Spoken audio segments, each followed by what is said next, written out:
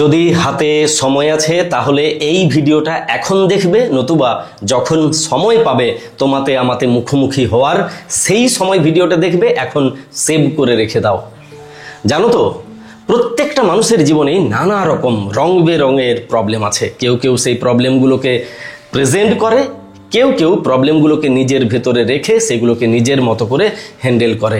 তুমি কি ভাবছো এ ও সে কেন তোমাকে হেল্প করছে না, কেন তোমাকে তোমার এই পরিস্থিতির থেকে বাইরে বের হতে সাহায্য করছে না? তার উত্তর একটাই, যেদিন তুমি সুখে জীবন কাটিয়েছিলে সেই দিন সেই সুখ বা শান্তির ভাগ তুমি কাকে দিয়েছিলে? কাউকে দাওনি, পুরোটা একা উপভোগ করেছিলে। তাই আজকে যদি জীবনে অন্ধকার এসেছে, সেই অন্ধকারটাকেও তোমাকে উপভোগ করতে শিখতে হবে।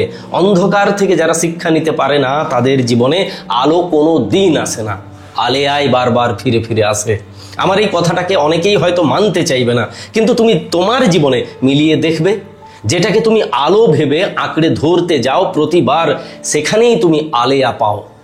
আর অন্ধকারটাকে একমাত্র সত্য ভেবে সামনের দিকে এগিয়ে যাও।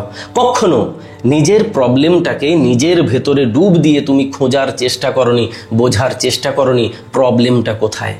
আমার রিলেশনে প্রবলেম, আমার ফ্যামিলিতে প্রবলেম, আমার স্কুলে কলেজে কর্মক্ষেত্রে কোথায় প্রবলেম আছে জানি, কিন্তু কখনো জানতে চাই না সেই প্রবলেমটা কি আমার জন্য তৈরি হচ্ছে, সেই প্রবলেমটার জন্য আমি দায়ী নই তো।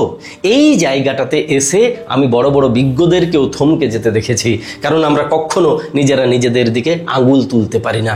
নিজেরা নিজেদেরকে সেফ জোনে রেখে এর দিকে ওর দিকে তার দিকে আঙুল তুলে যাই, তারপরে চিৎকার করে বলতে থাকি ও সাহায্য করেনি, ও পাশে থাকেনি, ও আমার হাতটা ধরেনি। কিন্তু কোনো দিন এটা ভাবিয়েই না ওই প্রবলেমটা তৈরিই হতো না যদি আমি আমার হাতটাকে শক্ত করে ধরতে পারতাম।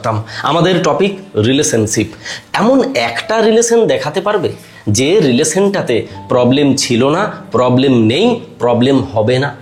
এমন কোন রিলেশন আছে যে রিলেশনে প্রবলেম নেই? রিলেশন আছে যখন প্রবলেম থাকবেই। যেমন শরীর থাকলে রোগ থাকে, রিলেশনে তো প্রবলেম থাকবেই। তার প্রপার সমাধান করার রাস্তাও আছে। সে তোমাকে ইগনোর করছে, একটা আলাদা প্রবলেম। তোমাদের রিলেশনে থার্ড পারসন ঢুকে গেছে, এটা একটা আলাদা প্রবলেম। সে তোমাকে বিয়ে করতে চাইছে না, এটা আলাদা প্রবলেম। বিয়ে হয়ে গেছে, সে তোমার সঙ্গে সংসার করতে চাইছে না, সেটা আলাদা প্রবলেম। এই রকম লক্ষাধিক প্রবলেম একটা রিলেশনে থাকতে পারে। আমাকে তো আগে জানতে হবে কেন, আমার প্রবলেমটা কোথায়। আমরা বরাবর নিজেরা নিজেদেরকে নির্দোষ প্রমাণ করার জন্য উঠে পড়ে লেগে যাই আর প্রত্যেকবার তার দিকে আঙুলটা বাড়াই। এটা হচ্ছে সবচাইতে বড় প্রবলেম, এই আঙুল তোলাটা। আমাকে আঙুলটা নিজের দিকে তুলে নিজেকে এটা জিজ্ঞেস করতে হবে, এই প্রবলেমটা তৈরি হওয়ার পিছনে আমার দায় কতটা। যদি সে আমাকে কোনোদিন ভালোই বাসেনি, তাহলে আমি পাগলামি করেছিলাম, পুরো দায়টা আমার নিজের।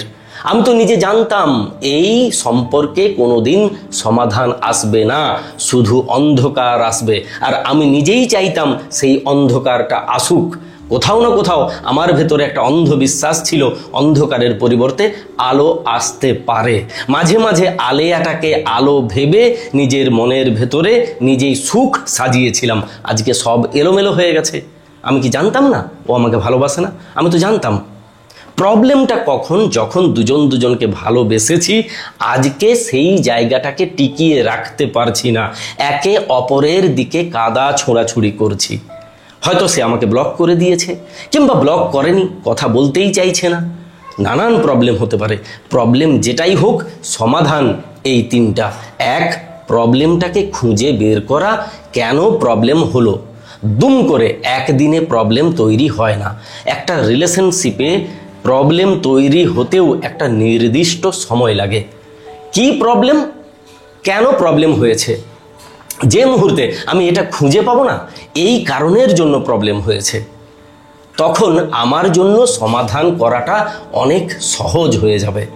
দোষারোপ করে কোনো লাভ নেই। যত দোষ ওর দিকে ছুড়বো, তত বেশি করে দোষ ও আমার দিকে ছুঁড়বে, প্রবলেমটা আরও বাড়বে। আর তুমি যাদের কাছে হেল্প চাইছো তারা তোমাকে উপহাসের পাত্র বানিয়ে তোমাদের রিলেশনটাকে আরও বেশি করে নর্দমাতে ডুবিয়ে দেবে। তাই এর কাছে, ওর কাছে, তার কাছে হেল্প চাওয়ার পরিবর্তে নিজের কাছে প্রথম হেল্পটা চাও। আমি এই রিলেশনটাকে কিভাবে ঠিক করতে পারি? যদি আমি এই রিলেশনের মালিক না হয়ে আমি যদি এই রিলেশনটার বাইরে থাকতাম, তাহলে আমি দুজনকে কেমনভাবে দেখতাম? ওর দোষ কোথায়, আমার নিজের দোষ কোথায়? সত্যিই কি ওর চাইতে বেশি দোষ আমার নেই? তাছাড়া ওই মানুষটা আমার সঙ্গে জীবন কাটাতে এসে আমাকে মাঝ রাস্তায় ছেড়ে দিয়ে যাচ্ছে কেন? এই প্রশ্নটা আমরা নিজেরা নিজেদেরকে করতে পারি না। এবার তোমাকে সেই প্রশ্নটা করতে হবে। যদি তুমি করতে পারো, যদি তুমি অ্যান্সার পেয়ে যাও, তোমার অনেকটা কাজ কমপ্লিট হয়ে গেছে। স্টেপ 2, আমরা ইগো নিয়ে কথা বলি। মানে আমরা যারা রিলেশনশিপ নিয়ে ভিডিও বানাই তারা ইগো নিয়ে কন্টিনিউ কথা বলে যায়। আমাকে তো এটা খুঁজে বার করতে হবে ইগোটা কার ভেতরে প্রবল পরিমাণে রয়েছে, ওর ভেতরে নাকি আমার ভেতরে। ও কথা বলেনি, ও ব্লক করে দিয়েছে, আলাদা ব্যাপার। আমি কি কথা বলার চেষ্টা করেছি? আমি কি আমার নিজের ইগোটাকে ওভারকাম করে রিলেশনটাকে মেরামত করার চেষ্টা করেছি? যদি করেছি তাহলে তার তরফ থেকে যে রেসপন্স এসেছিল সেটা রাগ অভিমান নয় তো? যদি অপমান, তাহলে সরে যাব। কিন্তু যদি রাগ কিংবা অভিমান, তারপরেও আমি মুখ বন্ধ করে বসে আছি, তার দিকে কয়েকটা পা এগিয়ে যেতে পারছি না, তাহলে আমার ভেতরেও ইগো তৈরি হয়েছে। আমি দিন রাত চাইছি ওর ইগোটা নষ্ট হয়ে যাক, কিন্তু ভেতরে ভেতরে আমি নিজের জন্য ইগোর পাহাড় বানিয়ে রেখেছি। এই প্রবলেম তো মেটার নয়। যেহেতু ভালো আমি বাসি, তাই পুরো দায়িত্বটা তার উপরে ছেড়ে না দিয়ে আমাকেও কিছুটা এগিয়ে যেতে হবে। আর যতবার গেছি ততবার পদাঘাত পেয়েছি, ততবার আঘাত পেয়েছি। তাহলে আমাকে এই রিলেশন থেকে বেরিয়ে অন্য কিছু নিয়ে ভাবতে হবে। এই রিলেশনটা আমার জন্য নয়। আমি যতবার যাব ততবার পদাঘাত পাবো, তাহলে সমাধান কোনো দিন আসবে না। আমি যেটাকে ভালোবাসা ভেবেছিলাম সেটা কোনো দিন ভালোবাসা ছিলই না। ভালোবাসার মতো দেখতে অন্য কোনো বস্তু ছিল মাত্র, যেটাকে ভালোবাসা বলে আমি আঁকড়ে ধরেছিলাম। 3 নাম্বার স্টেপ, আমাকে যেন তেন প্রকারেণ তার সঙ্গে নিজে যোগাযোগ করতে হবে। কে আমার হয়ে ওর সঙ্গে যোগাযোগ করবে? তোমার কোন দাদা ইউটিউবে বসে তোমার হয়ে ওর সঙ্গে তোমার মনের কথাটা আলোচনা করবে বলতে পারো? আমরা তো হাজার হাজার মানুষের জন্য ভিডিও বানাই, আর হাজারটা মানুষের হাজার রঙের প্রবলেম। কেউ এক রঙের প্রবলেম নিয়ে আমাদের কাছে আসে না। তাই তোমাকে আগে এটা জানতে হবে যে টপিকটার ভিডিও আমি দেখছি সেই টপিকটা আমার রিলেশনের সঙ্গে যায় কিনা। যদি যাচ্ছে তাহলে অ্যাপ্লাই করব, যদি যাচ্ছে না তাহলে অ্যাপ্লাই করব না। কিন্তু আমাকেই ওর কাছে যেতে হবে। আমাকে গিয়েই আমার মনের কথা, আমার রিলেশনের কথা একজন স্টোরি টেলারের মতো করে বলতে হবে।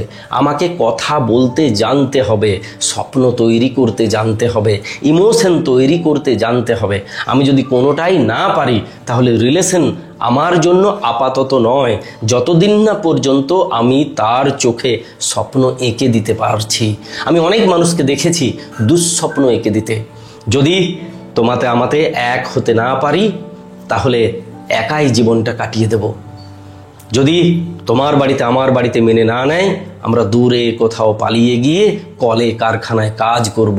দরকার হলে একটা গাছের তলায় রাত কাটিয়ে দেব, একটা রুটি ভাগ করে খাবো, কুঁড়ে ঘরে জীবনটা কাটিয়ে দেব। এগুলো ডায়লগ বলতে ভালো, শুনতে ভালো, কিন্তু যখন এই ডায়লগগুলোর ভেতরে ওই পারের মানুষটা প্রবেশ করে তখন ভেবে দেখেছো কি দুর্বিষহ দিন সে দেখতে পায়?